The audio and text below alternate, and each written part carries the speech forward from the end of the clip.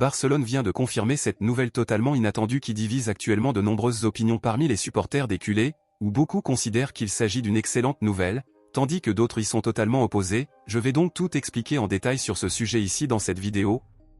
Mais nous devons d'abord parler d'une controverse qui se déroule actuellement et qui implique un joueur important de Barcelone.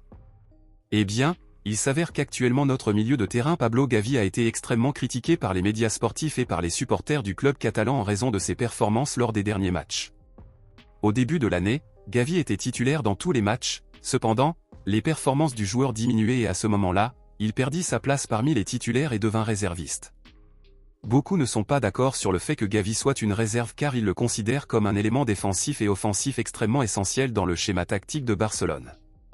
Alors, à votre avis, pensez-vous que lors du prochain match, Gavi devrait être titulaire ou remplaçant?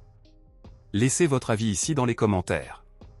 Passons maintenant à l'actualité principale, bombe exclusive de dernière minute. Les journaux espagnols ont confirmé aujourd'hui la nouvelle selon laquelle Barcelone pourrait réaliser une importante transaction millionnaire impliquant la vente d'un de ses joueurs, beaucoup soutenant cette vente tandis que d'autres ne le soutiennent pas, et nous parlons de notre milieu de terrain Frenkie de Jong. Il a été confirmé aujourd'hui qu'Arsenal est extrêmement intéressé par le joueur de Barcelone et que le club anglais est prêt à offrir 75 millions pour l'achat permanent de Frenkie de Jong.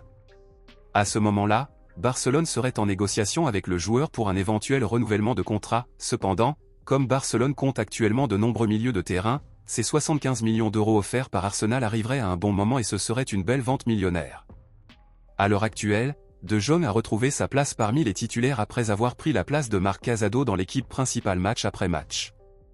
Beaucoup sont contre l'éventuelle vente du joueur car ils le considèrent comme extrêmement important, tandis que d'autres soutiennent sa vente et pensent qu'il y a un remplaçant pour lui dans l'équipe actuelle du club. Dans ce contexte, à votre avis, êtes-vous pour ou contre une éventuelle vente de Frenkie de Jong à Arsenal pour 75 millions d'euros? Pensez-vous qu'il vaut vraiment tout cela? Dites-le moi ici et je lirai votre commentaire, je vous verrai dans la prochaine vidéo.